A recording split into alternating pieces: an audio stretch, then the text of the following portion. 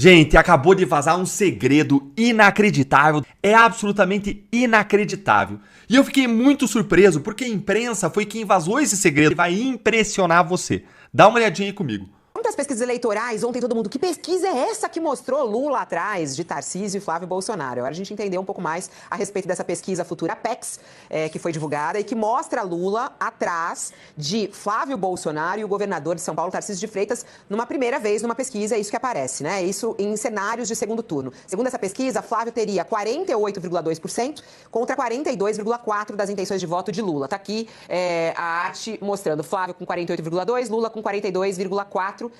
Ninguém, branco ou nulo 8, indecisos 1,2. Contra Tarcísio, Lula 41,4 e o governador 47,4. O governador também ganharia de Lula no eventual segundo turno, segundo essa pesquisa. Foram ouvidas 2.000 pessoas entre os dias 3 e 7, margem de erro de 2,2 pontos percentuais e o índice de confiança de 95%. Quero te ouvir, Josias. Porque, vamos lá, trata-se sim de propaganda antecipada, isso não tem dúvida nenhuma. Quem lê a letra, quem vê o que o desfile vai apresentar, ele é um desfile assim, que poderia ser, vamos lá, ser feito na Coreia do Norte. É um desfile completamente de bajulação ao presidente no ano eleitoral. Obviamente que é uma propaganda eleitoral gratuita, o governo não pode não ter nenhuma participação, pode ser uma decisão espontânea da escola de homenagear o presidente Lula, porém, no ano eleitoral, trata-se sim de uma propaganda antecipada e eu acredito que a partir de junho o Tribunal Superior vai ser muito mais rigoroso sobre uma punição ao Partido dos Trabalhadores e ao presidente Lula sobre isso. Deixa eu chamar... Devemos ter vários candidatos à presidência da República, todos no mesmo segmento. Mas ninguém tem dúvida de uma coisa. Quem estará no segundo turno, todas as pessoas que têm compreensão e que entendem disso, sabe que será o Flávio Bolsonaro, porque leva o nome do Bolsonaro e é preparado para isso. Então, o que nós teremos? O ideal para nós seria nós nos unirmos no primeiro turno para decidirmos a eleição no primeiro turno. Nós temos certeza da vitória do Flávio. Você faz um lançamento, quer dizer, não lançamos nada. O Flávio está viajando, procurando outros países para receber apoio e ele tem 3% só de diferença do Lula. 3%, 45 a 42. Nós vamos tirar essa diferença quando esse pessoal começar a trabalhar. Quando nossos senadores começarem a trabalhar, nossos deputados federais, nossos vereadores e nossos prefeitos, são muitos no Brasil. Vão entrar para valer. E o que nós queremos fazer? Que o Flávio já me disse. Olha, Valdemar, não importa se algum parceiro nosso sair candidato. Nós temos que estar bem na eleição com eles, porque nós vamos nos unir no segundo turno e eu quero todos governando junto comigo. Brasileiros, vocês estão trabalhando hoje, quarta-feira? Pois é, aqui no Senado, os senadores não. Alcolumbre cancelou todas as atividades do Senado depois que ele apareceu no celular do Vorcaro. Exatamente isso, gente. O Senado só vai voltar depois do Carnaval. E olha lá, brasileiros, são vocês que sustentam isso daqui, são vocês que carregam tudo isso daqui nas costas. E olha só, Alcolumbre remando contra o nosso Brasil. É inacreditável. Senado Federal com as atividades canceladas, gente. Alcolumbre nitidamente se escondendo do Brasil. O cara saiu de casa para pedalar. Ele estava de folga, entrou no parque cedinho. Do nada, leva uma pancada, cai da bicicleta e tem uma arma apontada para sua cabeça. Quantos brasileiros já passaram pela situação de ter uma arma apontada para sua própria cabeça? O Jorge estava sem celular e foi assassinado com um tiro aqui na boca. E sabe quem puxou o gatilho? De menor. Adivinha a punição dele? Nenhuma. Rapidinho já foi solto. Só quem perdeu nessa história foi a vítima e a família dele. A lei passou a mão na cabeça do assassino por causa da sua idade cronológica. Lula e a esquerda acham que a lei é boa do jeito que está, porque são contra a redução da maioridade penal. Então, é pelo Jorge, pelo Pedro, pela Joana, pela Maria, pela Orelha e por todos que se foram vítimas de um assassino menor de idade, que hoje não pode ser punido de verdade, é que eu digo. Nós vamos mudar a lei. Quem tem idade para pegar numa arma, planejar um crime e matar, tem idade para responder como adulto, sim. Responsabilizar não é vingança, é justiça. Com a coluna, o parlamentar reforçou que estava preocupado com os nomes que a sigla de Jair Bolsonaro desejava filiar em Minas Gerais para disputar a eleição à Câmara dos Deputados, mas que agora está havendo um alinhamento com a cúpula do partido. Disse Nicolas Ferreira, abre aspas, não está em ponto de ebulição, estamos alinhando nomes, fecha aspas. A coluna apurou que uma das preocupações de Nicolas Ferreira era a possível filiação de Eduardo Cunha, ex-presidente da Câmara dos Deputados, que chegou a ser condenado e preso por corrupção. Ao saber das conversas de integrantes do PL com Eduardo Cunha, Nicolas Ferreira chegou a afirmar a dirigentes do Partido Liberal, entre aspas, ou ele é candidato, ou eu. Deputado federal mais votado do Brasil em 2022, Nicolas é visto pela legenda como um puxador de votos nas eleições deste ano, o que tende a beneficiar outros candidatos da sigla que também queiram concorrer ao posto em Minas Gerais.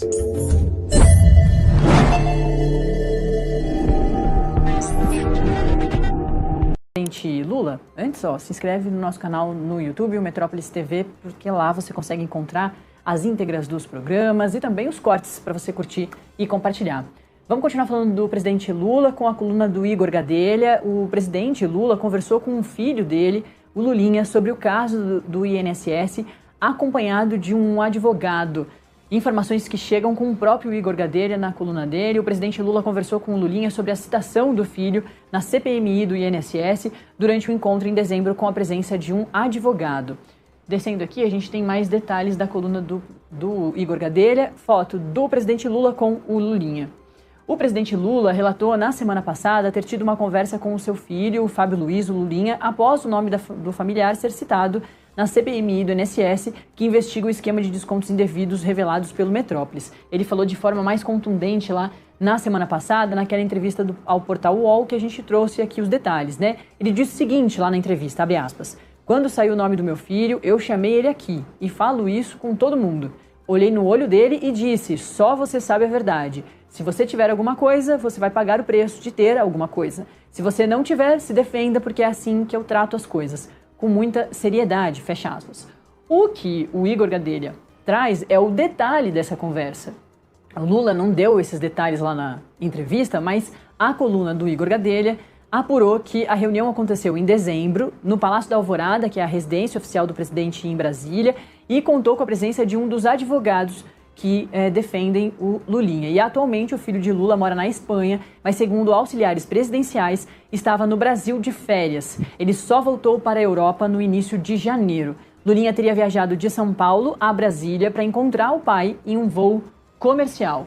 Na conversa com o presidente, Lulinha negou qualquer irregularidade e, segundo relatos, ele teria lembrado ao pai que, no ano passado, foi alvo de uma notícia falsa que apontava ser dono de uma Ferrari modelo 458 Spider, toda banhada a ouro. E aqui ele traz ainda mais informações sobre essa conversa do presidente Lula com o Lulinha. Lula, conforme auxiliares do entorno dele, fez questão de relatar a conversa com o filho para parlamentares aliados que integram a CPMI do INSS. O petista conversou, por exemplo, com o deputado Paulo Pimenta, do PT do Rio Grande do Sul, integrante da tropa de choque governista na comissão. A gente, inclusive, conversou com o deputado aqui no Acorda Metrópolis lá no ano passado. Procurada pela coluna desde a segunda-feira, agora, dia 9 de fevereiro, para esclarecer mais detalhes dessa conversa de Lula com o filho, a Secretaria da Imprensa da Presidência não respondeu. O espaço segue aberto para eventuais manifestações do Planalto sobre esse assunto. Ainda em dezembro, o presidente da CPMI, o senador Carlos Viana, que também conversou com a gente recentemente aqui no Acorda Metrópolis, do Podemos de Minas Gerais, disse que a comissão queria ouvir Lulinha para esclarecer o depoimento de uma testemunha sobre um suposto lobby a favor do empresário Antônio Camilo Antunes, o tal do careca do INSS. O requerimento de convocação do filho de Lula, contudo, foi rejeitado lá naquela época. À época, a Comissão Parlamentar de Inquérito não havia recebido provas que confirmassem o relato da testemunha e estava em busca de mais informações para aprofundar o caso. E a gente segue, portanto, acompanhando esse caso do Lulinha com o careca do INSS. Eu lembro que também lá na semana passada, quando a gente entrevistou o presidente, o Carlos Viana, a gente perguntou para ele, a partir do que revelou a coluna do Tássio Lohan lá naquele dia, sobre a relação que o careca do INSS, toda vez que ia fazer negócios, principalmente com o negócio dele ali com cannabis, ele mencionava o Lulinha como uma forma ali de parceiro, alguém que estivesse próximo dele. E a gente perguntou justamente para o senador Carlos Viana se Lulinha, portanto, voltaria a ser um dos focos da CPMI do INSS, além de Daniel Vorcaro, do Banco Master, que tem depoimento marcado para o dia 26 de fevereiro, pouco depois do Carnaval. E o senador disse que sim, que Lulinha voltaria a ser aparecer ali entre os nomes das convocações, e é o que a gente vê acontecendo agora com a volta dos trabalhos da CPMI e do INSS. Eu estava pensando aqui o seguinte, diante do fato que o professor lembrou de que o Tribunal Superior Eleitoral foi muito rigoroso com o ex-presidente Bolsonaro e tornou-o inelegível por causa da reunião com os embaixadores, e pelo fato de que o tribunal será dirigido por 2 ministros que foram nomeados pelo Bolsonaro, a situação política fica muito mais grave, né? Muito mais... e realmente é difícil você não fazer a junção do Lula com a escola, porque o presidente da escola é um vereador do PT. A escola foi ao Palácio do Planalto e apresentou ao presidente o enredo. O presidente posou com a bandeira da escola. A primeira-dama vai desfilar na escola. É muito difícil você dizer que o governo não tem nada a ver com isso. O fato de ser dinheiro público é amenizado porque todos receberam o mesmo dinheiro. Mas quem usou o dinheiro público numa propaganda antecipada foi essa escola, não foram as outras. E tem uma até que vai fazer do Amapá. O Amapá deu 10 milhões para a escola Mangueira, eu acho. Mangueira. Isso. E vai fazer, ganhou 10 milhões. Não é possível. A gente está num clima tão ruim que o carnaval, que tinha problemas anteriores com bicheiros e tal, agora está tendo problema com político. A política está entrando nas escolas, a política partidária. Aí, do jeito que a política partidária está no Congresso, o carnaval vai ficar afetado, muito afetado, né? Fala pessoal, tô aqui na Flórida, faz um tempinho que eu não faço um vídeo mais longo aí com vocês, principalmente devido à viagem que a gente fez para o Oriente Médio junto com o Flávio, né? Mas eu queria começar justamente por aí, destacando que o Flávio, ele não é presidente da República. E o normal é o quê? É presidente encontrar com o presidente, né? E o Flávio, ele se encontrou com o primeiro-ministro de Israel, com o primeiro-ministro do Bahrein, né, com várias outras autoridades. Só não encontrou com os líderes do Emirados Árabes Unidos, que é o país que abarca 7 Emirados, dentre eles os mais famosos, Abu Dhabi e Dubai. Só não se encontrou com eles por uma questão de agenda. Então, você vê que o prestígio do Flávio é alto. Por quê? Porque o feedback, aquilo que ainda está na mente dessas lideranças mundiais é de um governo Bolsonaro sem corrupção, de alguém que você pode confiar, que você pode lidar, que dá para fazer uma relação duradoura. Eu posso te garantir que muitos deles lamentam que o Jair Bolsonaro não seja o presidente da República, porque o Lula, ele conseguiu uma façanha de irritar toda a comunidade internacional. Então, por exemplo, no Oriente Médio, a principal questão ali não é o conflito Israel-Palestina. A maior preocupação daqueles países é o Irã, onde tem um maluco no poder, né? O Ali Khamenei, e essas pessoas, elas acreditam que se explodir é algo que pode te levar para o paraíso, para o céu. Eles são o único país do mundo que são liderados por pessoas deste tipo. É por isso que é importantíssimo que eles não tenham armas nucleares ou armas de destruição em massa. E nessa região, onde o Irã é o principal problema, todos, judeus, árabes ou as minorias cristãs mesmo, todos eles querem uma mudança de postura do Brasil, porque enxergam no Lula não alguém que tem um discurso pró-árabe, não. Quem acha isso está errado, está equivocado. Eles não gostam do Lula porque o Lula tem um discurso pró-Hamas, pró-Hezbollah, que são os grupos que bombardeiam refinarias no Emirados Árabes, refinarias na Arábia Saudita, que causam caos no Iêmen. Então, a comunidade do Oriente Médio não está satisfeita com o Lula. Se você for para a Europa, por exemplo, o Lula tomou parte numa guerra entre Rússia e Ucrânia. O Brasil sempre se manteve como? Numa posição neutra. E me admira até os diplomatas do Itamaraty não conseguirem trabalhar essa pauta dentro do governo. Porque sempre se dizem, né, da escola de Rio Branco, da neutralidade brasileira. Vale lembrar o discurso de Rui Barbosa, em 1917 ou 18, onde ele deixa bem pontuado que neutralidade não pode se confundir com omissão.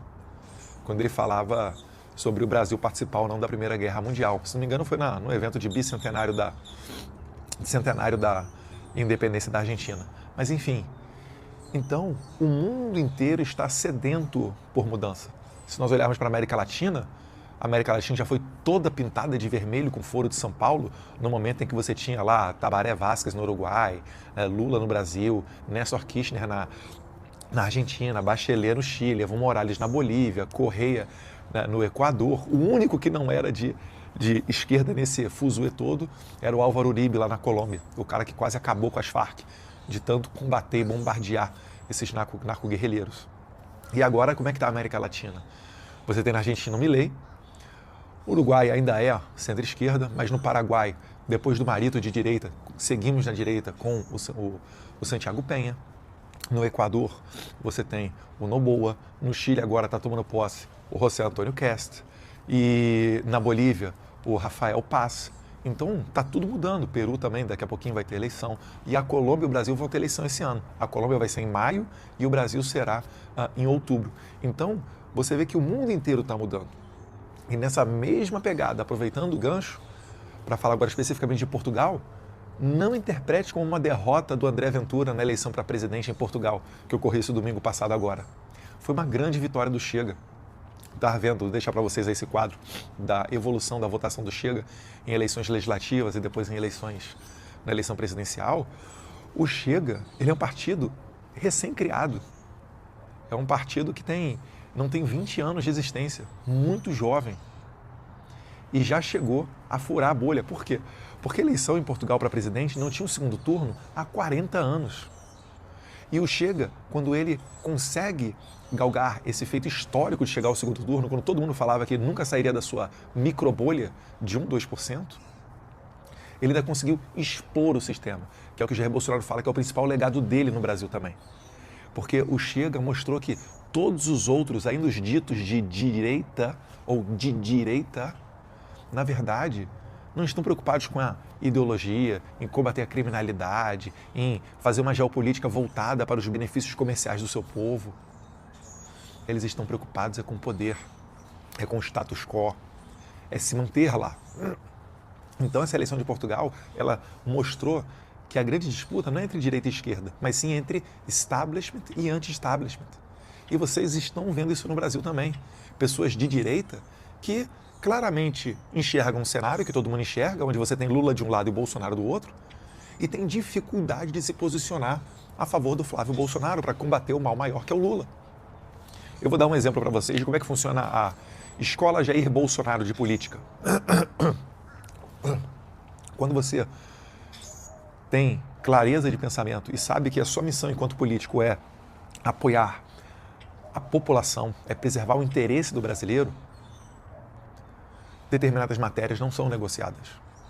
Quando Flávio Bolsonaro foi candidato a prefeito no Rio de Janeiro, e o Jair Bolsonaro estava preocupadíssimo dele ganhar, basicamente não fez campanha, vamos ser sinceros, o Flávio Bolsonaro não chegou ao segundo turno. O segundo turno foi entre o bispo Marcelo Crivella, do Republicanos, e o Marcelo Freixo, do PSOL. Eu preciso negociar com o Marcelo Freixo para dar apoio para ele? Porque do outro lado, com o Crivella para dar apoio para ele, porque do outro lado está o Marcelo Freixo. Então, a decência da pessoa não permite que você negocie com o Marcelo Freixo, porque você sabe que ali está o quê? Está a sexualização das nossas crianças na escola, está a lavagem, né, cerebral para doutrinar as crianças na escola com pensamentos que são e condutas e valores que são diferentes dos pais, está a liberação de droga, está em mais mortes de policial, enfim, está tudo que há de pior no mundo. Ou você acha que a sua família e você vão prosperar cheirando cocaína, fumando maconha e sem a polícia na rua para garantir a tua segurança? Só para se dar esses exemplos. Então o que o Jair Bolsonaro fez? No dia seguinte, domingo foi a eleição do segundo turno, segunda-feira sedimentado o resultado, Flávio Bolsonaro não estava no segundo turno, tinha gente do partido do Bolsonaro que queria, não, vamos esperar, ele não estava no PL não, estava em outro partido. Não, vamos esperar, vamos sentar, vamos negociar com o Crivella e tal. O que o Bolsonaro fez? Negativo. Eu tenho a minha bússola moral correta, eu tenho uma clareza mental do que é certo e o que é errado. Marcelo Freixo é errado, é o PSOL. E ele declarou apoio ao Marcelo Crivella. Vejam bem, o Crivella não era uma pessoa do nosso partido, o Crivella ele não era uma pessoa assim tão próxima, é claro que compartilhamos muitos valores, né, um cristão, mas o Bolsonaro espontaneamente já declarou esse apoio. Então, quando a gente entra na política, a gente entra para isso. Graças a Deus o Bolsonaro conseguiu expor o sistema, tal qual o André Ventura está fazendo com o Chega lá em Portugal. E aí vem um outro assunto interessante, porque eu falei de Chega. O Chega foi criado entre 2015 e 2018, mais ou menos, se eu não estiver equivocado. Mais ou menos ao mesmo tempo do Vox da Espanha. E também, né, é um partido novo, tal qual o La Libertad Avanza do Javier Milei, que já é presidente, como o partido republicano do José Antônio Cash, que agora foi eleito presidente.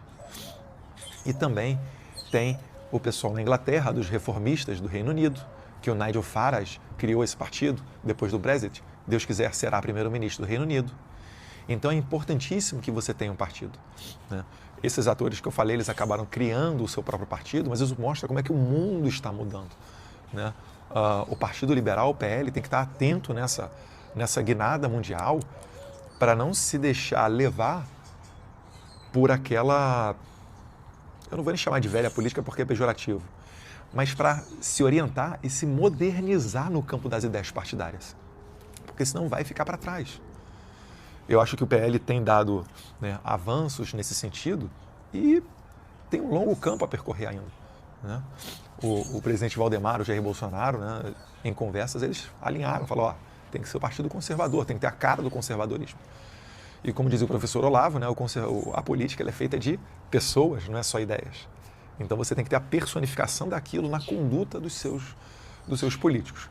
Bem, mas enfim, fazendo esse vídeo aqui para deixar no YouTube, pedindo para você já curtir, deixar aquele joinha, seguir também, se inscrever. É importante que você se inscreva no YouTube, porque é o momento que a gente tem para ter esse bate-papo mais franco, mais longo. Eu normalmente até falo, né, são das pessoas mais interessadas em política que estão aqui. Por isso eu estou fazendo esse vídeo logo aqui de manhãzinha, cedinho, aproveitando que as crianças ainda não acordaram. E é isso daí, pessoal. Por vezes consigo ler os comentários, então se você deixar um comentário, né, não consigo ler todos, graças a Deus são muitos, mas uma boa parte deles eu consigo ler. No Instagram e no X eu sou Bolsonaro SP, também temos Facebook, TikTok, mas o que? Getter, Truth Social, Deus quiser em breve Rumble, mas é isso daí. Então deixar essa apanhada para vocês, finalizando dizendo que o Flávio está indo muito bem na França também, está falando, a gente tem muita informação da França só do Macron, né? Mas tem direita na França também, a Marion Maréchal, o Bardella, a Marine Le Pen, dentre outras pessoas também que estão focadas nesse movimento político que está mudando, essa visão cristã que está sendo uma reação, uma invasão desordenada de radical islâmica lá na Europa, né? E eu estou muito feliz de ver o Flávio transitando, indo em programas de televisão, e pela primeira vez a gente está vendo alguém dando uma outra posição para os franceses, que só são abastecidos pela grande imprensa brasileira. Então agora pela primeira vez está indo alguém ali para dizer com todas as palavras, olha, Moraes é um violador de direitos humanos, Bolsonaro e os conservadores estão sendo perseguidos, existe censura no Brasil. E aí você vai ver, é a mesma coisa na França, com relação à censura, com relação à perseguição política, a condenação da Marine Le Pen por um crime praticamente inexistente, né? Algo que a esquerda europeia faz demais. Você, por exemplo, eu tenho certeza, muitos poucos de vocês que me assistem agora sabem por que a Marine Le Pen foi condenada. Ela foi condenada primeiro, né, para não deixar ela concorrer na próxima eleição, porque ela já está batendo de frente com o Emmanuel Macron, que é o atual presidente. E o argumento jurídico encontrado é que o partido dela tinham pessoas, né, que eram lotadas no gabinete do Parlamento Europeu. O Parlamento Europeu ele é sediado em Bruxelas, na Bélgica. São mais de 700 parlamentares de todos os países da União Europeia. Mas disseram que esses funcionários estavam trabalhando na França, no país de origem. E por isso ela foi condenada, vejam só. Dá para acreditar nisso? Agora, essa prática, você nunca viu ninguém da esquerda sequer ser investigada por conta disso. Mas os europeus falam que é algo muito comum. Enfim, é aquele tipo de coisa, né? Você até passar perto de baleia com jet ski e vir investigação, isso daí é até um bom sinal, né? Um bom sinal de que não tem corrupção. Você realmente está falando da visita. Ó, essa visita na França, poxa, uma aliança global, expor candidatura, reforçar, vir com mais peso para o Brasil, ter mais condições de negociar e negociar melhor. Na viagem que fez à França, desde domingo, a Flávio Bolsonaro tem se encontrado com lideranças políticas, empresários e jornalistas extrema-direita, não conservadores, Dói ser honesto? Dói ser honesto? Extrema-direita na Globo aqui, conservadores. Uma tentativa de reforçar uma aliança global e convencer o mercado financeiro e descrentes na direita brasileira de que sua candidatura à presidência da República é viável e influente, dizem aliados. E uma curiosidade dessa matéria, o jornalista que a escreve, o Guilherme Caetano, era da Globo. Deve ser por isso, né? Foi honesto. Foi honesto, né? Jornal conservador. Foi honesto. Não tem espaço para honestidade na Globo. No roteiro de 3 dias, há encontros com lideranças políticas como Éric Zemmour, a nova cara da direita francesa, Marion Maréchal, neta de Jean-Marie Le Pen e sobrinha da Marine Le Pen, e ela é presidente do RN, né, que é o partido do Reagrupamento Nacional, e François Xavier Bellamy, vice-presidente do partido Os Republicanos, que, se não me engano, é o partido do Sarkozy. Zemmour é considerado um político ainda mais à direita que a Le Pen. Isso que é bom. Eu gosto assim. Na eleição presidencial de 2022, quando concorreu pelo partido Reconquista, ganhou holofotes e apoiadores ao atacar o multiculturalismo, o feminismo e o Islã. Ele chegou a ser condenado a multa de 10 mil euros por incitar o ódio contra imigrantes. Já Marechal integra a mais tradicional família de direita do país. Não é extrema de direita. Direita. Os Bolsonaros da França. Não da Le Pen, né? Enfim. Sua tia Marine chegou ao segundo turno nas 2 últimas eleições presidenciais, sendo derrotada pelo atual presidente Emmanuel Macron em ambas as vezes. Marechal é deputada no Parlamento Europeu pelo partido eurocético SR, que são os conservadores e reformistas. Os eurocéticos é aqueles que não botam muito fé na União Europeia, né? Estão contra toda essa agenda globalista. A agenda de Flávio também incluiu encontros com Thierry Mariani, ex-ministro e eurodeputado pelo Reagrupamento Nacional de Le Pen, e Sarah Knaf, correligionária de Zemmour, aficionada por criptomoedas e fã de Elon Musk, e foi uma das poucas políticas francesas convidadas para a posse de Trump na Casa Branca. Flávio está tentando evitar que aconteça o que aconteceu em 2002 contra Bolsonaro. Além de conseguir força e chegar mais forte para negociar, garantir, né, que não vai ter nenhum tipo de ingerência externa, aquela atuaçãozinha safadinha da CIA, né, para ajudar o Lula em 2022. O roteiro, aí tá escrito Arthur, né? Feito pelo empresário Arthur Machado. Salve Arthur, tamo junto. Entrevistou o Flávio, né? Comigo lá na França. Tamo junto. Parece, estamos no Estadão. Eu acho que faltou só colocar uma coisa, né? Guilherme Amado, se você estiver assistindo essa matéria, se algum dia você voltar a me citar no Estadão, coloca o seguinte, ó. Junto com o comunicador Kim Paim, vírgula, o homem que sempre denuncia que a família Mesquita, dona do Estadão, são golpistas e participam de golpes de Estado desde o Império. Me cite dessa forma do Estadão. Me respeite. Eu espero ser citado dessa forma. Assim como a viagem ao Oriente Médio e giro pela França, vice Flávio numa rede internacional de direita, mais uma vez, assim como Eduardo começou a fazer em 2018. Um aliado do senador disse, sob reserva, que ele está construindo uma aliança global que vai estar de olho nas eleições do Brasil, numa contraposição à baixa importância dada por Bolsonaro à política externa durante seu governo. O senador diz ter conversado sobre segurança pública, agenda woke e ativismo judicial com a eurodeputada. As investigações sobre a tentativa de golpe de Estado, né, que culminaram nas condenações, na prisão de seu pai, o ex-presidente Jair Bolsonaro, são os assuntos mais presentes nas conversas com os franceses, segundo aliados relataram ao Estadão. A visão de Flávio sobre o Brasil também foi exposta em público. Em entrevista ao canal de TV CNews, Flávio chamou o ministro do Supremo, né, Dom Pedro III, de, aspas, um grande violador de direitos humanos e afirmou que o Brasil não vive uma democracia plena. Será que algum outro pré-candidato à presidência tem coragem de mandar uma dessa? Falar que o cara é um grande violador de direitos humanos? Ele disse que Bolsonaro foi julgado por ministros que, segundo ele, teriam motivos políticos para condená-lo, como Cristiano Zanin, ex-advogado do Lula, Dom Pedro III, inimigo declarado de seu pai, e Flávio Dino, ex-ministro da Justiça no governo Lula. Aspas, o presidente Bolsonaro foi condenado por seus próprios inimigos. Ele foi alvo de uma grande farsa montada ao longo dos anos para tirá-lo da competição e perseguir pessoas de direita. A CNews é propriedade do bilionário Vicente Balloré, magnata da mídia conservadora francesa. Isso aqui vocês sabiam, né? Contei para vocês ontem. E com quem Flávio também teve um encontro comemorado por aliados como demonstração de força. Além de Balloré, teve encontros com Jean Bernadette, do grupo NGE, Benjamin David, do Exxon, e Steve Gentili, do grupo BPCE. E um encontro de relacionamento com empresários no clube, não sei como se pronuncia, estiveram no roteiro. Só nome de peso. E esses nomes aí, pode ter certeza, a galerinha do mercado financeiro conhece. Mas pode ter certeza que conhece. Outro aliado que acompanha de perto a viagem afirma que o Flávio está preocupado em consolidar o seu nome no Brasil ao focar nas alianças internacionais, uma vez que há alas dentro da direita que defendem alternativas, como Tarcísio ou Michele, travam uma guerra interna para desidratar a sua pré-candidatura até abril. A leitura é que uma foto com Marechal, a Bolloré, uma das maiores fortunas da França, esse cara é riquíssimo mesmo, e outros empresários franceses, passa a mensagem para o mercado e a classe política de brasileiros, né, que o senador não está sozinho e não só tem um Trump de aliado. Há a previsão de que Flávio volte à Europa nos próximos meses para visitas a países como Polônia, Hungria, Portugal e Bélgica. Ele também planeja estar na posse do presidente eleito do Chile, o Castro, né, em março. Essa matéria tem algum elogio ao Flávio? Zero, nenhum. Ainda trata assim, Bolsonaro, as investigações que culminaram, golpe de blá, blá, blá. Vocês conseguem ver a diferença, gente? Vocês já imaginaram? Bota aí, desde sempre, desde os anos 90, quando o Enéas aparece e tratava o Enéas como um louco. Mas desde lá, a imprensa fizesse só isso daqui. Cara, vamos só reportar as coisas, sem tentar desumanizar as pessoas da direita. É cristalino, pô, a diferença. Meu Deus do céu.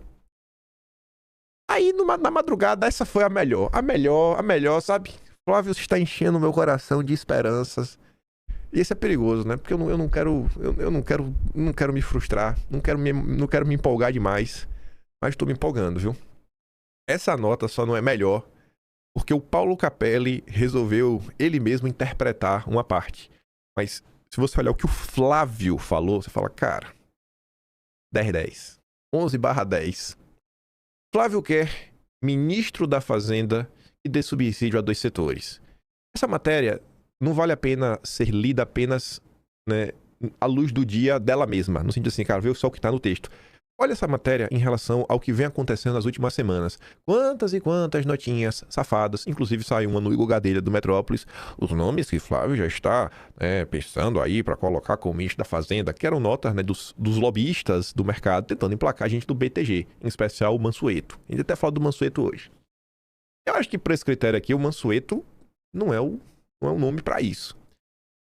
Para candidato à presidência, o senador Flávio Bolsonaro afirma que pretende escolher para o Ministério da Fazenda um nome comprometido com o ajuste das contas públicas e uma agenda de incentivo a 2 setores, infraestrutura e energia, por meio de subsídios e parcerias estratégicas.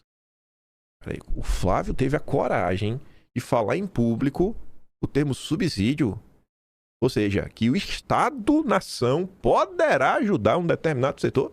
É perigoso, viu? Ainda foi uma parceria estratégica. O que ele disse?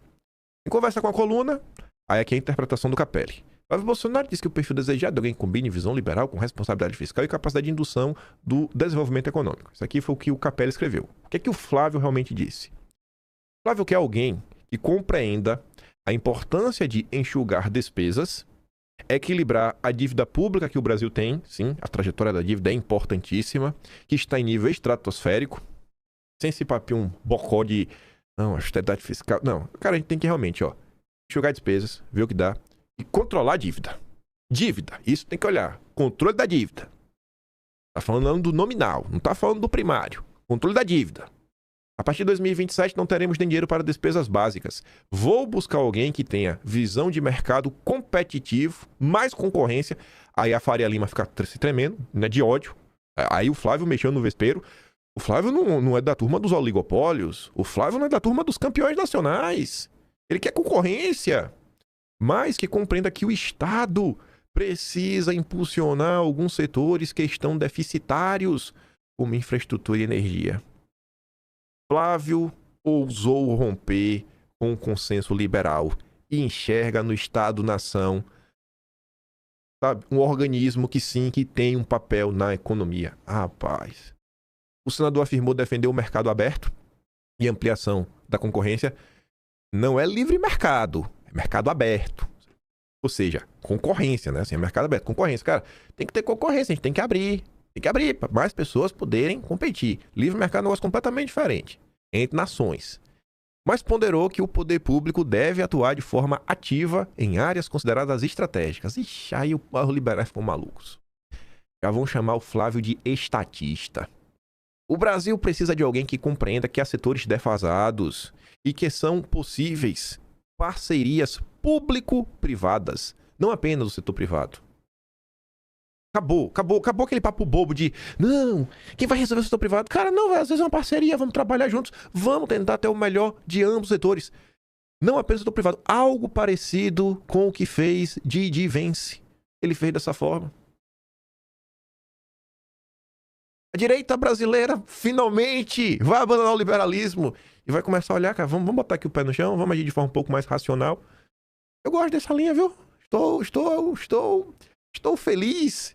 O Estado não são só recursos privados para alavancar. Há setores em que o recurso privado vem depois do Estado fazer algum aporte e assumir riscos antes do setor privado. Isso é muito real em termos de infraestrutura, de energia como um todo.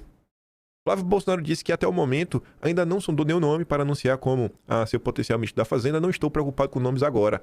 Para dar um cala-boca em todo mundo que estava especulando nos últimos dias. Essa turma que está especulando, gente, eles não querem te apresentar nomes que são bons. É lobby. É lobby. Fuja do lobby safado. Fuja do lobby safado. Sério, eu nunca pensei que eu esqueci de chegaria, viu?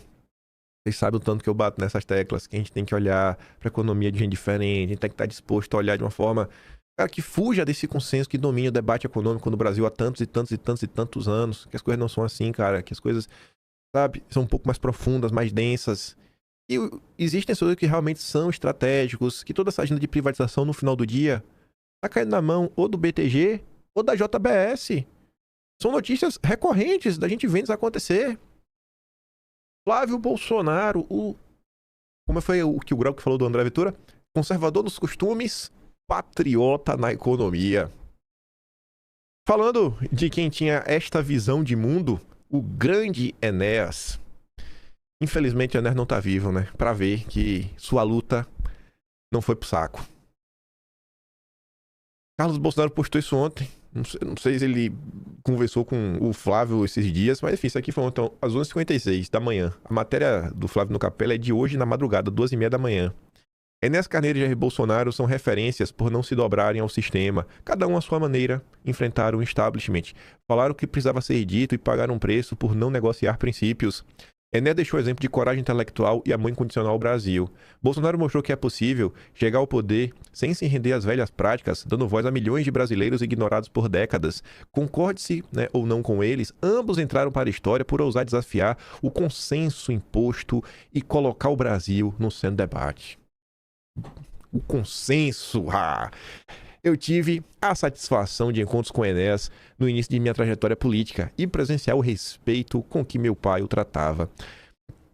Essas oportunidades ficam para o resto da vida, pois temos a possibilidade de, posteriormente, expor a verdade que a maioria da imprensa, né, omite em relação a homens perseguidos propositalmente pelo sistema. Um bom dia e um forte abraço a todos. Enquanto temos aí defensores de um Brasil soberano, temos o liberal entreguista, mandando indireta para Flávio Bolsonaro, pelo que o Flávio falou sobre a Petrobras, lá na entrevista do Quinto. A Petrobras deveria ser privatizada. Se setor estratégico não é sinônimo de estatal no comando, não existe uma Petro USA nos Estados Unidos, privatize já. Será que o irmão dele que mandou ele fazer essa postagem? Será que a XP tem algum interesse em comprar a Petrobras? O que está por trás de um comentário bobo como esse? Aí o Vinícius Gonçalves deu no meio. Trump impediu a venda da US Steel justamente por ser estratégica. Me diga quem que vai comprar a Petrobras. André Esteves? Joesley? Fundo Árabe? A China?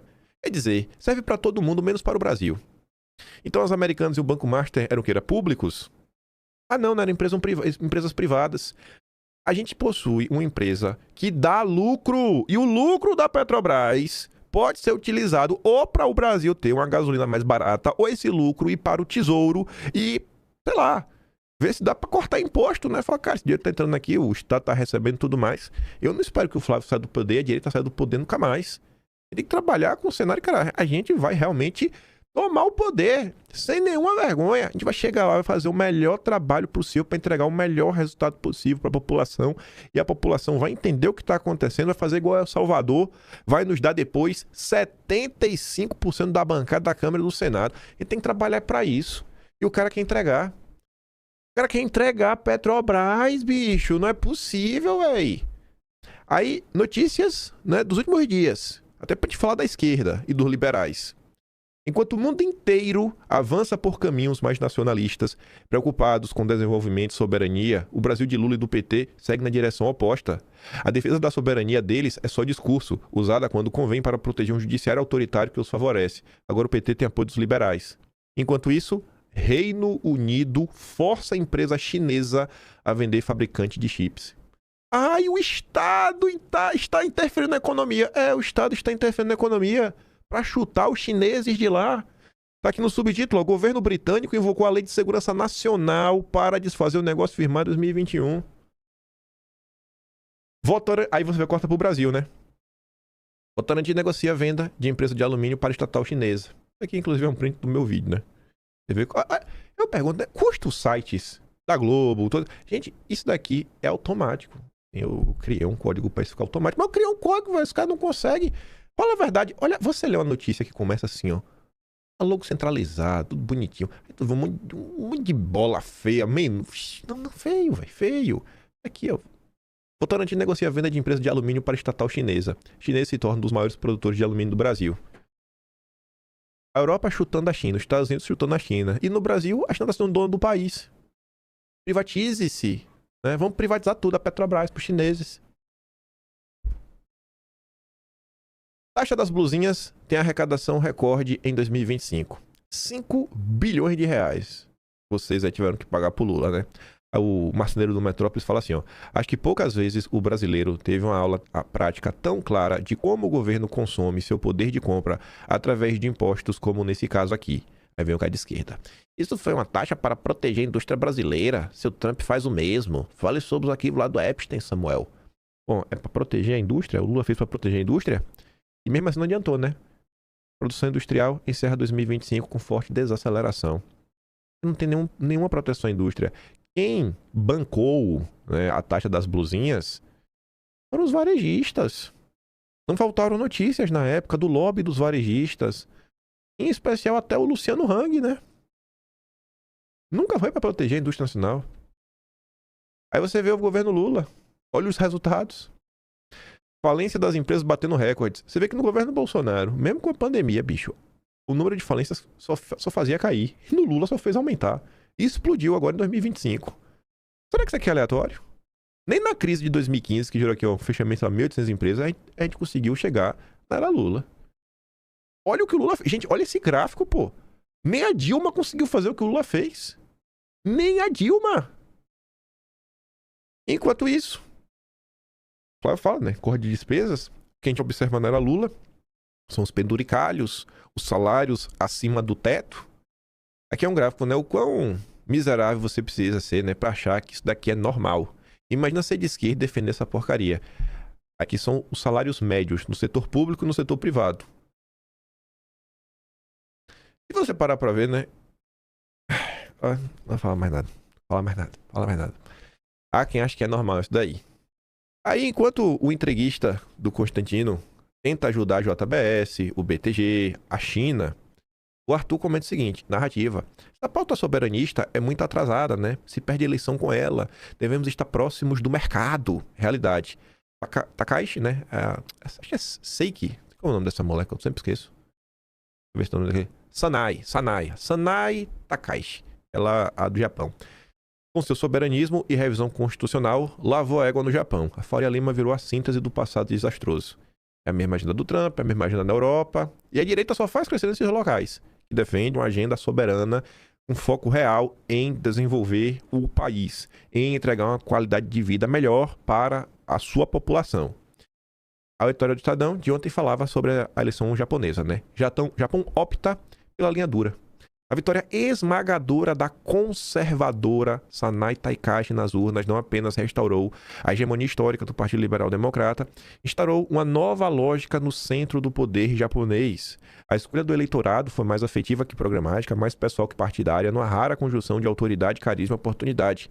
Em um país exausto de primeiros ministros efêmeros, a supermaioria conquistada por Takaishi revela a força de uma figura improvável e o esvaziamento de alternativas, sobretudo à esquerda. Será que a gente não deveria estar olhando, cara, onde que a direita está vencendo e vencendo por quê? À frente do governo desde outubro, Takahashi apostou em eleições antecipadas e venceu a coalizão do partido dela.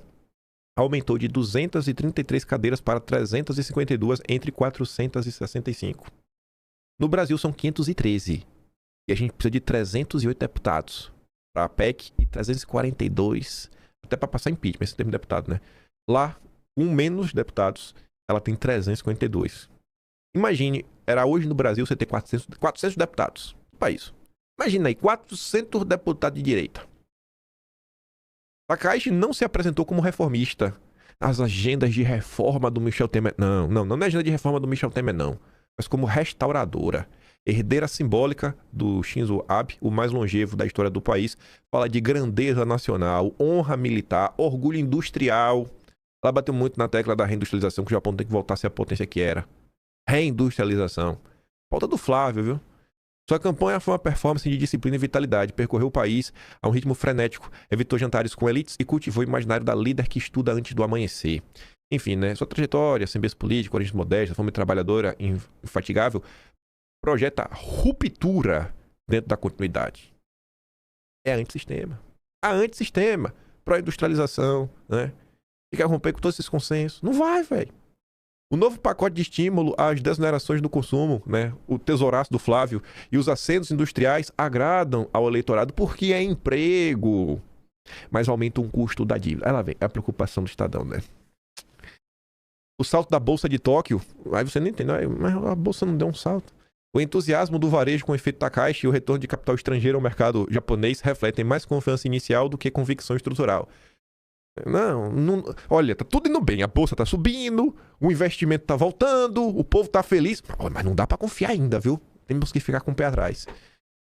A estratégia industrial proposta com foco em semicondutores, defesa e inteligência artificial depende de execução e seletividade. Já a promessa de revisar a Constituição pacifista, ainda que popular entre conservadores, enfrentará resistência jurídica e social.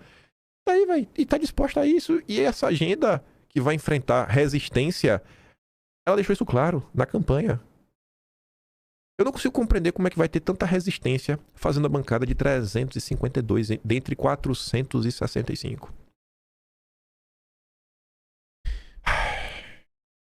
Antes de falar sobre isso daqui, hoje eu tô ansioso, de verdade. Ansioso. Porque o Flávio, ele vai pro Covil. Covil do mal mesmo. Hoje o Flávio vai estar no evento do BTG e ele precisa ir. Um lugar com energia tão maléfica, desejando o seu mal, que todo mundo lá odeia ele, todo mundo queria o Tarcísio. E o Flávio vai lá, por uma espécie de, não passar uma sabatina, mas o que o Flávio vai falar vai ser importante, né? O mercado vai prestar muita atenção no que o Flávio vai falar hoje no evento do BTG. Assim, de coração, velho, eu espero que o Flávio consiga, porque ele não pode falar qualquer coisa, ele não pode ir para o embate, ele tem que conseguir falar de uma forma que o mercado entenda, sabe? E olha só, as coisas mudaram, mas vão mudar para melhor. Todo mundo vai ganhar, pô. Nós estamos trabalhando para todo mundo ganhar. Esse Brasil que só vocês ganham, tá ruim. Vocês também vão ganhar. Mas o pobre também vai ganhar. O trabalhador também vai ganhar. Eu não sei como é que o Flávio vai se portar, vai falar. Mas eu tô ansioso, sabe? Ansioso. Fiquei hypado por conta daquela matéria do Metrópolis. O Flávio falar isso pro Metrópolis. Não sei o que é que o Flávio vai abordar hoje, mas eu quero muito ver. Muito ver. Como o Flávio vai conseguir equilibrar, né? O ódio da Farinha Lima contra o Brasil, né? Que só pensa em si mesma, com os interesses da nação, num discurso que todo mundo saia feliz. Mas do jeito que o Flávio é, aquele molejo dele, eu acho que vai dar certo. Mas tô ansioso, viu? Tô desde manhã pensando, como é que vai ser amanhã, velho. Que Deus abençoe o Flávio, meu Deus, Flávio, Deus te abençoe. Que você tenha muita sabedoria no dia de hoje. Mas volta pra cá. Falo pra vocês, né, que a gente precisa de um plano. Nós precisamos de um projeto de país.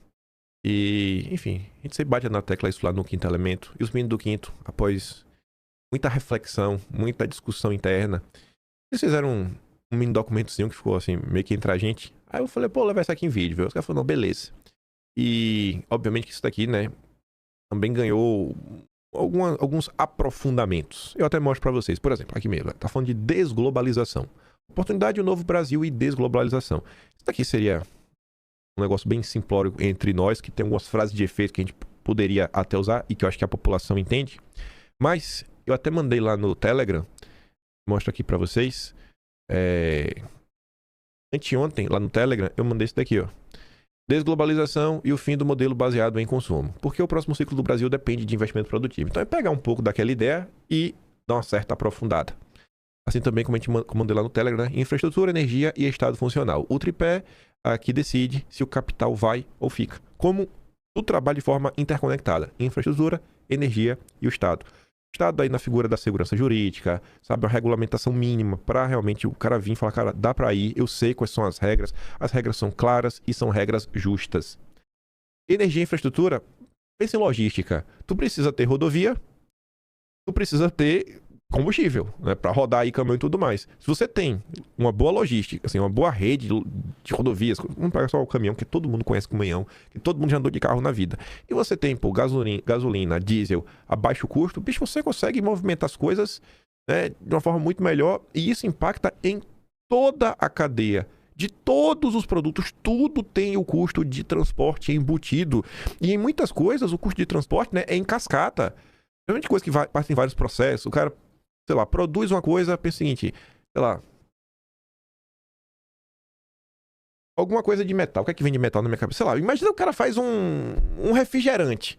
Cara, tu tem que primeiro, pega o minério bruto. Aí tu pega o minério bruto e tem que transportar até um lugar. Vai transformar esse minério bruto, sei lá, numa chapa lá. E depois tu vai levar, talvez já pra fábrica de refrigerante. Vamos botar, ele vai cortar lá, fazer a latinha, botou, e depois tem que transportar pro supermercado. Na verdade, para o supermercado, é para o central de distribuição, que depois vai para o supermercado, que você vai usar o seu carro para ir comprar. Então, o custo de transporte entrou assim, cara, em várias partes dessa cadeia de produção. Fora para a própria fábrica operar, ela gasta energia. Então, energia barata, barateia tudo, assim, mas do início até o fim. Tudo, do início até o fim. Energia barata é um pilar central para aumentar o poder de compra das pessoas. Então, para a gente não ficar só na lacração de sempre, com frase de efeito, só cortar impostos, fazer isso. O Quinto colocou aqui uns 6 eixos de coisas que a gente poderia estar sempre discutindo aí no Brasil. Agora, inclusive, em 2026, se você for conversar com alguém aí, fala, cara, gente, ó, o Flávio Bolsonaro representa isso. Vocês podem até bater uns prints aí, memorizar algumas frases de efeito, se você achar que vale a pena com a pessoa que você estiver conversando. Mas, por exemplo, a oportunidade de um novo Brasil e desglobalização. No cenário global de desglobalização, exige que o Brasil reestruture seus dispositivos de Estado. Não se trata de uma escolha ideológica, mas de uma adaptação necessária ao novo ambiente de negócios onde potências como Estados Unidos, Europa e China já estão protegendo suas cadeias e impondo barreiras. O Brasil deve se posicionar agora para não ser o último a perceber que as regras do jogo mudaram. Desglobalização não é ideologia, é um novo ambiente de negócios. Por isso que a gente tem que focar em desenvolver o mercado local, nacional. Foi o que o Fábio falou. Olha o que foi a pandemia. Se acontecer uma coisa similar no futuro, a gente vai ficar dependendo de outros países? E se esses outros países se tornarem, sei lá, nações inimigas do Brasil e sabotar de propósito? Não vamos mandar fertilizante pro Brasil, não. Porque a gente tem que matar o povo de fome. Não é nem a raiva que a gente tem do Brasil. É que o Brasil alimenta a Europa e os Estados Unidos. Então eles são nossos inimigos. A gente aqui, Rússia, a gente não vai mandar fertilizante. Pode ser que aconteça. Vai depender? Ou o Brasil, que é o maior produtor, né, sei lá, agrário do mundo, a fazenda do mundo, não vai ser autossuficiente em fertilizante? O seu principal setor econômico hoje em dia? A gente tem que olhar para a desglobalização não como ideologia. É um novo ambiente de negócios. O próximo ciclo de crescimento do Brasil não virá do consumo, virá do investimento produtivo. Não adianta ficar achando que a gente vai ganhar dinheiro dando mais, não, dá mais crédito aí pro povo gastar, que é o que o Lula faz. Não, bicho, para o Brasil evoluir economicamente tem que ser através de investimento produtivo. Os empresários têm que entender isso. Não é viver de rentismo, é construir. Construir movimenta diversas cadeias produtivas e econômicas. Se o Brasil ficar parado esperando o mundo voltar ao que era, vai ser o último a perceber que o jogo mudou. Eu prefiro que a gente se posicione agora. Fala de efeito. Amazônia, um ativo estratégico e soberania contábil. A Amazônia já gera bilhões de dólares, mas essa riqueza é drenada do país através da biopirataria, de patentes estrangeiras e de crédito de carbono precificados em centros financeiros externos. O objetivo não é uma aventura industrial, mas garantir que a riqueza real extraída do território brasileiro seja monetizada internamente, transformando a biodiversidade em biotecnologia de alto valor agregado sob ordens e regras claras. A gente já fez dossiê sobre isso. Tem um colírio que são bilhões por ano gerados em patente e é na Alemanha. Aí tem aquela madeira que é o pau rosa, que é utilizado no perfume mais famoso da Chanel, que é o número 5. E diversas outras coisas. E o maior caso de biopirataria da história do mundo é o caso da borracha, que a gente também já fez dossiê sobre isso. Foi saqueada do Brasil, só tinha na Amazônia. A Amazônia não é um santuário intocável, não é um território abandonado, é um ativo estratégico. Eu não estou propondo aventura. Existe uma riqueza sendo extraída de nosso território e monetizada no exterior. E o Brasil não vê um centavo. Isso não é soberania ideológica, é contabilidade básica. Soberania regulatória não afasta investimento, ela o viabiliza. Infraestrutura, que aí tem um texto mais organizado. Vai lá no Telegram se você quiser ver um texto, né? Aqui é formado de frase de efeito. O custo Brasil decorre da falta de infraestrutura e da dependência do modal rodoviário. O Brasil, inspirado em grandes potências, o Brasil deve focar nas malhas ferroviárias e hidroviária. Possuímos o terceiro maior potencial de rios navegáveis do mundo para integrar seus centros econômicos. Esse setor é o principal multiplicador de capital, gerando retorno direto ao investidor e indireto à sociedade. Toda grande potência se unificou primeiro pela infraestrutura. Vocês já devem ter ouvido falar na conquista do Oeste. E o processo de conquista do Oeste nos Estados Unidos foi o país crescendo com o desenvolvimento das trilhas férreas, né? As ferrovias, crescendo em direção à marcha para o Oeste. Integração nacional. Infraestrutura não é gasto público, é multiplicador de capital. O Brasil precisa de choque de investimento privado e crédito voltado ao setor produtivo. Não é crédito para comprar blusinha. Cara, tem que ter crédito para gerar emprego, levantar, sabe, indústria, fábrica, empresa, fazenda, produzir. Segurança alimentar. O agronegócio, nosso maior ativo, não pode ficar vulnerável à dependência externa de insumos e máquinas. A proposta é aplicar a lógica de portfólio ao país, diversificar as fontes de insumos para garantir que o motor da economia brasileira não pare diante de crises externas. Exemplo dos fertilizantes. Incentivar a produção nacional é uma estratégia de redução de risco e fortalecimento do fluxo de caixa interno. Só que fábricas de fertilizantes demandam altas quantias de energia. E faz sentido, né? Quando você come, você já pegou uma coisa para comer, tá lá, quilocalorias, né? Quilocaloria é a unidade de energia da física. E você pensa, né? Uma planta para crescer, você tem que dar energia para ela. Você dá, né? Água, sol, terra, os nutrientes. E o fertilizante, né? É uma injeção de energia. Então tem até uma lógica se você parar para pensar, né? Por que se gasta tanta energia em fábricas de fertilizante? Segurança alimentar e fluxo de caixa previsível em um mundo instável. Por quê? Porque todo mundo precisa comer todo santo dia. Quer dizer, tem que fazer jejum de mais de um dia, né? Mas em tese, todo mundo come todos os dias. Eu não sou contra importação, sou contra dependência. Nenhum investidor sério coloca todo o seu portfólio no único ativo. Quem financia o agro, financia a estabilidade global. Para defeito. Nossos políticos podiam usar nas suas palestras, andanças. Energia, o sangue da indústria. Para garantir competitividade e atrair multinacionais, o Brasil precisa de energia barata. A estratégia foca na desoneração agressiva e na eliminação de encargos e tributos que punem o setor produtivo. O custo da energia deve ser tratado como uma condição primária para o investimento e não como uma ferramenta de arrecadação burocrática. Energia cara é imposto invisível sobre toda a economia. Essa frase é boa, fala aí. Energia barata não é privilégio, é condição para investir. País competitivo começa pelo custo da energia, não pelo discurso. E o outro sexto eixo, que é o Estado. Nem estado mínimo, nem estado máximo. Necessário. Focando em queimar a gordura do Estado para o Estado ter musculatura aparente. Gostou da analogia, né? Eu gostei dessa analogia que os meninos fizeram. Musculatura contra gordura. A defesa é para um Estado que funcione. Não é estado do máximo, é o necessário e que funcione. Um Estado mínimo na burocracia e máximo na ordem. Tem polícia, né? Bandido não se cria. A gordura estatal e a insegurança jurídica afugentam o investidor e favorecem apenas o crime e o parasita burocrático. A musculatura é a capacidade do Estado de garantir a segurança e a previsibilidade necessária para que o mercado opere com tranquilidade e gere riqueza. Estado mínimo na burocracia é máximo na ordem. O mercado sério não teme Estado forte, teme Estado errático. Eu não preciso nem dar exemplo, né, do Lula. O que eu proponho não é o Estado escolher vencedores, os campeões nacionais. É o Estado parar de quebrar perdedores, parar de fabricar perdedores, falências, né? Como é o governo Lula. Assim, são discussões que a gente poderia se aprofundar. É que a gente deveria estar se aprofundando, né? Trazer esses assuntos para o nosso debate. Mas no final do dia, né? O que é que se discute nesse país? O que é que se discute nesse país? Perspectivas de macroeconomia. O economista-chefe do BTG, o Mansueto, que os lobistas e oportunistas tentam enfiar a goela abaixo na campanha do Flávio. Já começou o processo de captação, de cooptação, já disse para vocês. Mansueto on fire.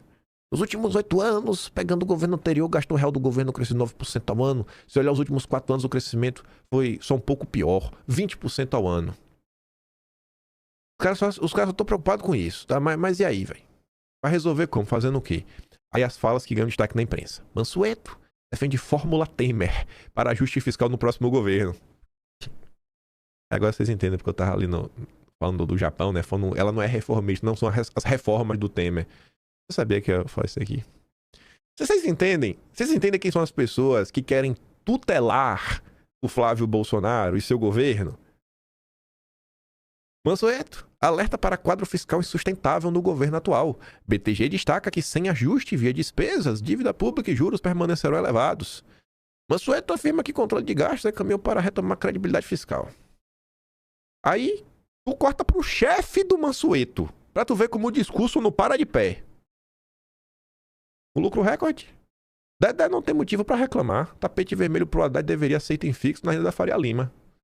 Esteves, a sensação de muito maior equilíbrio após gestão Haddad. André Esteves está falando que o Brasil, hoje, com Lula, é mais equilibrado que o governo do Bolsonaro. Esteves, Haddad tem sido defensor em ajustar as contas fiscais do nosso país. Haddad. Haddad tem sido palavra de bom senso na condução da política econômica. O Haddad. Bom senso, diz o André Esteves. Precisa ou não de uma ruptura? Precisa ou não de uma ruptura? Não dá, velho. Não dá pra viver no país que isso daqui é normal. E se você já acha isso aqui absurdo... Stuberger do Fundo Verde. Esse acelera. Ave como esse acelera. Esse fez uma campanha doida pelo Lula em 2022. Ele é do Fundo Verde, né? Gestor da SPX, que é o... Como é o nome? É o Rogério Xavier, que também é outro aceleradíssimo. Verde e JGP não esperam ruptura no mercado se Lula for reeleito. Não, tá de boa. Não, realmente não tem nenhuma ruptura, né? Lula é o mercado. Lula é a agenda de vocês. Ruptura, a única chance é se o Flávio se eleger. Só. Stuberg afirma que o mercado pode dar benefício da dúvida ao novo governo Lula. Lula foi presidente 8 anos, enfiou a Dilma, foi impeachmentada, voltou, já tá 4 anos destruindo o Brasil e o cara vai dar o benefício da dúvida. Isso aqui é síndrome de Estocolmo, ou o cara realmente... Bom, imagine o que eu poderia falar e tomar um processo. É isso que tá passando na minha cabeça diante dessa fala. Uma coisa curiosa no evento do BTG, nunca pensei que eu ia concordar com a Haddad. Na verdade, eu concordei com a Haddad alguma outra vez, que eu não tô lembrado agora. Mas concordei demais com isso daqui, né? O Haddad admitiu a força do mito Jair Messias Bolsonaro. É muito curioso do ponto de vista político eleitoral, porque é uma transferência de voto quase que independente do candidato. É assim que eu vejo o fenômeno. É coisa rara na política. Em geral, transferência de voto existe, mas dessa maneira é uma coisa muito única, que eu não tenho lembrança de precedente no Brasil e poucas de precedente fora. Uma transferência praticamente automática, né? Em relação a quem ele escolher. Tanto é que você viu que, a partir do momento que se firmou a candidatura do Flávio, ele foi angariando apoio equivalente ao de qualquer outro possível candidato do campo bolsonarista. Então, eu não vejo como... Eu vejo como indistinto, porque para o eleitor do Bolsonaro, aparentemente, tanto faz quem vai representar o Bolsonaro. É assim que eu vejo, inclusive nas conversas. Ministro, não ele é quem ele escolher, entendeu? Pois é, verdade. Difícil de ver, né? A força de Bolsonaro por aí. Respeite o mito. Tô vendo aqui agora, meu coletinho tá sujo, velho. Isso daqui foi de quando eu fiz minha carne naquele dia no vídeo, que eu falei, tô falando ali a carne. Eu bati na churrasqueira. Ficou sujo, velho. Tô vendo agora só. Tem que botar pra lavar agora. Dá pra botar na máquina, né? Espero que sim. Bolsonaro ou bolsonarismo? Quem tem mais força? Rapaz, é a mesma coisa, né? É porque o pessoal tá tentando criar um bolsonarismo sem Bolsonaro, né? Mas não existe, irmão. Não existe, sabe? É a mesma coisa, viu? Então... O Vinícius comenta, né? A Veja já está tentando entender o movimento bolsonarista e seu líder Jair Bolsonaro. Descobriu que não há um sem o outro e que o movimento veio para ficar. Acho que o próximo passo é tentar entender as tia do Zap, tio do churrasco, as primas do Zap, né? Ai. Eu nunca pensei que ia concordar com a Haddad. E por isso que eles falaram, cara, com o PT não vai ter ruptura. Não vai ter ruptura no mercado. Agora com o Flávio pode ter. Por quê, né? Olha a verdade que o Haddad disse. Selic a 2% é um dos fatores que explicam a derrota de Bolsonaro. Sim. Bolsonaro destruiu os bancos. Tentou destruir os bancos, né? Como assim ele acabou com o rentismo? Como assim Bolsonaro queria obrigar que as pessoas trabalhassem, né, e não ficassem de barriga pra cima vivendo de renda? Ah, Bolsonaro, seu miserável. Esse Bolsonaro, hein, gente? O Vinícius comenta, eu concordo parcialmente com a Haddad. Quando a política econômica de Bolsonaro proporcionou a Selic a 2%, os banqueiros e rentistas decretaram que Bolsonaro não poderia vencer as eleições. Naquela época, os bancos e rentistas nunca lucraram tão pouco e houve uma política de estímulo à produção e à indústria, pois na pandemia tudo parou, lojas fecharam, indústrias não produziram. Portanto, havia necessidade de praticar esse estímulo que foi muito positivo para a classe produtiva e péssimo para o rentismo. Só que o Haddad disse que essa Selic muito baixa pipocou a inflação. Só que a inflação... ela não foi por conta do juro baixo, gente. A inflação foi por problema de demanda. A demanda continuou alta e a oferta ficou baixa porque deixou de produzir. E foi uma inflação global. Você não vai resolver a inflação global aumentando a taxa de juro. Não vai. Não vai de jeito nenhum. Por isso que esse papo de botar a taxa de juros para controlar a inflação.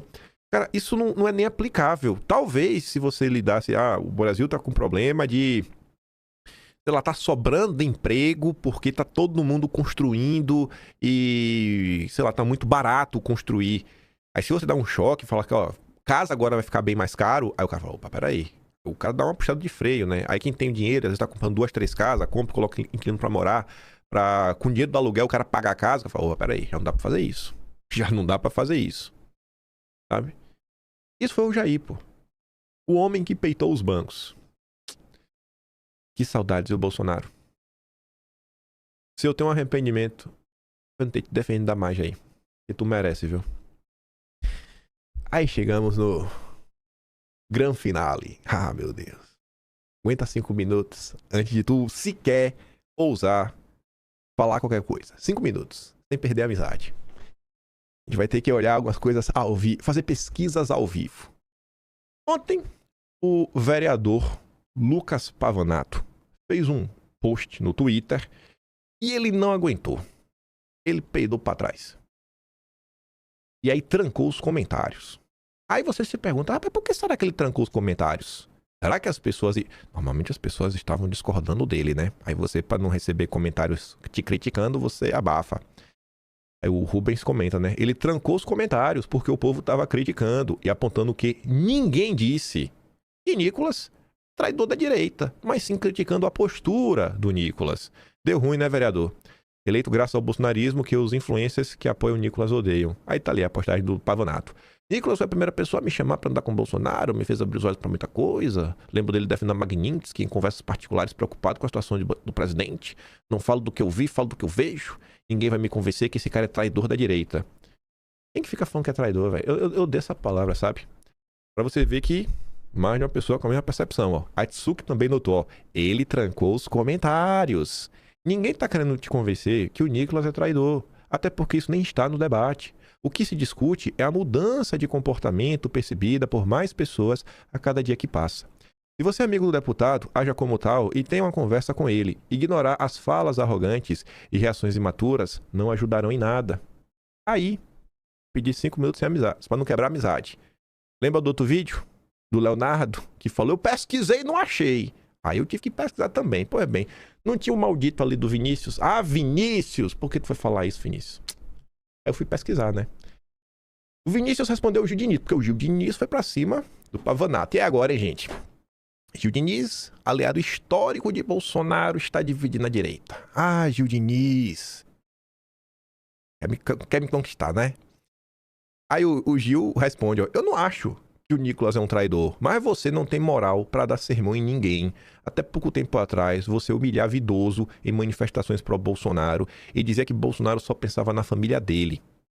Um bom começo é você usar o seu alcance para apoiar o Flávio Bolsonaro. Muitos aqui esqueceram, mas eu me lembro dia após outro dia dos que ajudaram a derrotar o presidente em 2022. Inclusive, eu parei no frame que ele acusa Bolsonaro de trair o povo brasileiro. Eu não gosto do termo traição, né? Mas ele tava usando contra Bolsonaro. Aí o que é que o Vinícius disse? Rapaz, curioso, velho. Procurei na timeline algum apoio ao Flávio Bolsonaro como candidato à presidência. Não encontrei nada. Eu falei, não é possível. O Lucas Pavanato tá defendendo o Nicolas e não teve tempo de falar do Flávio Pavanato. Vou ter que pesquisar ao vivo, viu? Ó. Lucas Pavanato. Flávio. Postagens mais recentes. Pavanato. Por que você não falou do Flávio Pavanato? A última palavra Flávio que aparece é Flávio Dino Pavanato. Em 21 de agosto. Pavanato. Pavanato. Não, vamos botar Bolsonaro pra ver, né? Vamos ver aqui Bolsonaro. Bolsonaro. Aí ele falando que Bolsonaro apoiou o Lula, né? Tá? Aí a mesma resposta. Bolsonaro ficou inelegível, Bolsonaro, mas Flávio Bolsonaro meio que não tem, né? Aí tu vê aqui, ó. Chegou aqui, ó, 7 de janeiro, já pula pra 22 de novembro, depois 25 de setembro. Nem Bolsonaro tá muito na boca do Pavanato, viu? Rapaz, velho. Que onda é essa aí, Pavanato? Deixa eu ver aqui como é a arroba do Flávio. Vou até te dar essa colher de chá, viu? Flávio Bolsonaro. Às vezes botou a arroba toda, né? Espero que tenha com a arroba toda. Caraca, bicho. A última menção do Pavanato, a arroba do Flávio, é de 16 de julho de 2024. Rapaz, mano. Irmãozinho. Rapaz. Deixa eu ver então a palavra Flávio Bolsonaro sem arroba. Vamos, ele me ajuda aqui. Não há resultados. Eita, poxa. Mas calma que isso aqui é pouco. A internet é muito melhor, né? Calma que eu só tô começando. Porque o Gil Diniz... Gil Diniz. Aí na postagem do Gil Diniz, o vereador, assim como o Pavanato, o Tomás Henrique, apareceu pra defender o seu coleguinha. Gil... Você conhece a história do Pavanato e conhece minha também, cheia de erros. Já assumiu que ele era do lado errado. Nós também a tua e admiramos pela tua trajetória e coerência. O Gil tem coerência. O Gil tá desde que tudo era mato. Não viu o Pavanato querer dar sermão, mas sim defender um amigo de acusações injustas. Amigo, aliás, que o aproximou da verdade, portanto, do Bolsonaro, como ele próprio testemunha. Você sabe o que é lealdade a um amigo. É exemplo disso. O Pavanato é um cara leal, grato e sincero. Justa a tua desconfiança. Mas espero que você possa conhecê-lo melhor, pois não terá mais qualquer dúvida sobre o caráter e os valores que ele preserva. Aí o Gil Diniz, ó. Como é? Dois pra frente não. O Gil Diniz estava com o X segurado. Soltou o X. Aí Liu Kang ficou na caixa dos peitos. Ajuda ele, pô, a divulgar a pré-candidatura de Flávio Bolsonaro em 2026, viu? O 2 pra frente, chute alto, que é aquela voadora do Liu Kang do Mortal Kombat. Já foi no pescoço, já. Ajuda, pô, o Flávio. Mas, Gil Diniz, como é que você ajuda a fazer o que você não sabe? Como é, Gil Diniz, que você ensina alguém a falar grego se você não sabe nem falar português? Gil Diniz. Tomás, é a sua vez. Flávio. Uai, só tem 2 postagens. A palavra Flávio, que é da vigília, mas nada. O Tomás, vereador, paga o seu dinheiro, tem tempo pra defender o Pavanato, mas não tem tempo de falar do Flávio. Meu Deus, eu não aguento. A gente não para por aqui. Só melhora. Aí vem o Thiago Medina. O Pavanato foi lá pra cima do Gil Diniz, que ele não vai se dobrar. Resgatar vídeo de mais de 5 anos atrás não muda quem eu sou hoje. Olavo foi comunista. Bolsonaro apoiou Lula e mudaram de opinião porque eu não posso ter mudado. Bom, Se tu tivesse apoiando o Flávio, ficava mais crível que tu mudou, né? Não que é um oportunista. Não foi sermão, só um depoimento pessoal, fazendo justiça para um amigo. Se for resgatar o vídeo, que mais tem vídeo de aliado xingando o Bolsonaro, não farei isso porque é coisa de mibelista. Espero que até a eleição as brigas diminuam para elegermos o Flávio. O que eleger... Irmão, se tu quer eleger o Flávio Pavanato, tu devia estar compartilhando o Flávio, usando o teu grande engajamento para ajudá-lo. Aí vem o Thiago Medina, quem? Vereador, líder do PL, pago com seu dinheiro. Perfeito, irmão. É a sua vez. É a sua vez, Tiaguinho. Thiago Medina. Será que é surfista também? Vamos pesquisar. O Flávio. Eita, poxa. Flávio Dino vai quebrar o Brasil. Não, vamos botar em ordem, né? Vamos ver em ordem. 1º de setembro. Eita, a última vez que falou Flávio foi 1º de setembro, cara. Então vamos fazer vamos dar a colher de chá da Bolsonaro. Bolsonaro. Vamos botar arroba pra ver, né? Pra facilitar. Ih, rapaz, eu tenho uma resposta ao Flávio Bolsonaro, né? Vamos dar a colher... Essa aqui não é nem colher de chá, porque essa aqui eu acho que o resultado vai aparecer, aquele nome feio, né? Não há resultado para Flávio Bolsonaro. Mas não para por aqui, amigos, porque temos a grande Eduarda Campopiano. Vereadora, a mais jovem e mais votada de Praia Grande. E ela vai me acusar de dividir a direita. Eu estava lá com vocês na filiação do Holiday em 2023 e vi o Bolsonaro extremamente feliz por vocês estarem finalmente com a gente. Prefiro celebrar quem admite o erro e vem pro lado certo. Você é gigante, Pavanato. É a sua vez, viu? É a sua vez. É a sua vez, Eduarda. Nem a palavra Flávio, irmão. Nem pra falar do Flávio Dino, amiga. Deixa eu ver até escrever certo, né? Vou até escrever de novo aqui. Peraí, pô, vai que eu escrevi errado. Flávio. Só pra ter certeza aqui. Não é possível. Eu escrevi errado. Ó. Ué, mas 2023? 2023? E ele parece essa belíssima foto do Cariani. Extremamente vascularizado e com abdômen Dias. Usando suco, né? Como sempre. Rapaz, eu não aguento. Vamos dar a colher de chá da arroba Bolsonaro. Ih, rapaz, nada. Vamos testar o nome completo. Vocês enxergam o padrão que eu enxergo? E os nossos grandes vereadores do PL que se elegeram graças a Bolsonaro, eles têm tempo para defender uns aos outros. Todos são jovens. Todos fazem parte do PL Jovem, todos estão na coleirinha do Nicolas, mas não tem tempo de falar do Flávio. E quem denuncia isso está dividindo a direita. Quem cobra que os políticos eleitos graças a Bolsonaro ajudem na campanha do Flávio está dividindo a direita. E será atacado, né? Eu já estou esperando que todos me ataquem, mas eu não sou político, eu não estou atrás de votos. E, sei lá, velho. Tanto faz pra mim, sabe? Eu tô aqui, né? Se o povo ficar com raiva de mim, o que eu posso fazer? Acho que eu tenho por obrigação de mostrar o que se passa, né? Coisas que as pessoas não percebem. E quase pra acabar, o Paulo AP respondia o Pavanato, né? Pegar um vídeo de 5 anos atrás é fácil. Aí o Paulo AP fala o seguinte, ó, irmão, se for resgatar vídeo que mais tem vídeo de aliado xingando o Bolsonaro. Aí o Paulo AP fala, de aliado de ocasião tem um monte mesmo, mas do Gil você nunca vai achar. Quem é o Paulo AP? E o que foi que aconteceu? Porque eu coloquei esse print do Paulo AP. Porque o Paulo AP foi bloqueado, cara. Bloqueado. Ele falou, pô, foi só comentar isso e o Pavanato me deu um bloco. Beleza. Eu sou nada, mas curioso. Não tem um post sequer dele apoiando o Flávio. Aí eu falei, cara, será que esse menino sabe da tua trajetória, Paulo? E quem você trabalhou, ajudou todos esses anos? Pra mim, ele acabou de passar um recibo a te bloquear. Tô de cara com isso. Aí ele fala, não deve saber, mas até melhor do que se fingisse educação só pra saber isso. O curioso é que não tem um post sequer citando o Flávio. O Paulo AP, gente, é assessor do Eduardo Bolsonaro desde sempre. É assessor de Eduardo Bolsonaro desde sempre. Tem várias fotos, você deve ter visto ele. É um gordinho, gente boa. Bloqueou o assessor do Eduardo, pô, desde o cara assim, desde que tudo era mato. Paulo AP tá aí desde que tudo era mato, trabalhando, entregando resultado lá, dando a mão pro Eduardo. E aí, só pra não perder a prática, né?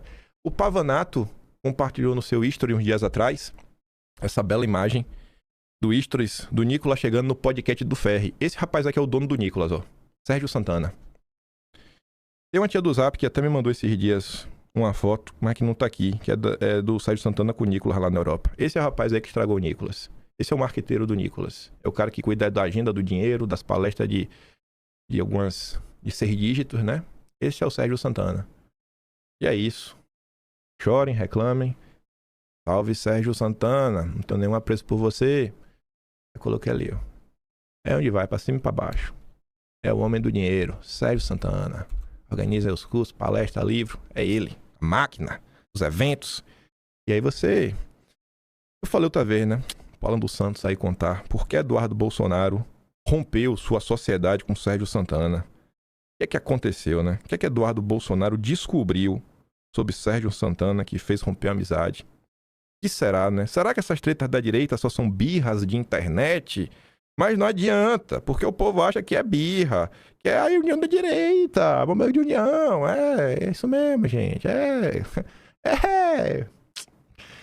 Ai, meu Deus. É isso, né? Falei o que eu tinha pra falar. Tô feliz. Pensei que eu nem sabia. Eu sabia que ia chegar no parte da treta, na verdade. Mas tá aí, ó. Chorem aí, reclamem, tudo mais. A única coisa que eu quero de vocês, pô, é empenho na candidatura do Flávio. Só isso. Só isso. Eu acho que se o grande ponto aí é trabalhar pela candidatura do Flávio, né? É todo mundo trabalhar. Eu não tô vendo ninguém reclamando do Bilinski, do Mário Frias, do Polon, né? Do Zé Medeiros. Eu não tô vendo ninguém reclamando desse pessoal do Magno Malta. Todo mundo gosta deles, compartilha, porque é um padrão, né? Do mesmo jeito que as pessoas que o povo tá reclamando não ajudam o Flávio, as pessoas que o povo gosta estão trabalhando pela campanha do Flávio. Eu não sei o quão difícil de entender é isso. Se você gosta do meu trabalhinho, quer dar um pouco mais, pode estar no meu do canal, tem um Tony Valeu, tem um Patreon na descrição e tem um Atlas brasileiro, kimpan.com.br. Se eu achar a foto lá do Sérgio Santana na Europa, porque postou no Stories, uma tia do Zap que tinha me mandado. As tia do Zap são ligeiras, né? Querendo que eu dividisse a direita. Eu falei, calma, tia do Zap. Calma. Nervosa. Eu pedi pra ela, falou, tem como é porque minha mensagem apaga em 7 dias. Aí já passou 7 dias já, né? Quer dizer, eu nem lembro. Não, acho que tá 24 horas no WhatsApp. Nossa, desse. Eu bolo lá a mensagem pra ser apagada, né? Vai. É que depois dá alguma treta. Eu sei que eu não tô mais com essa mensagem comigo. Mas tá 7 dias, eu nem lembro mais. Enfim. Vejo vocês amanhã. E fiquem com aquele grande beijo, abraço. Tamo juntos. Valeu, meus amigos. Fui!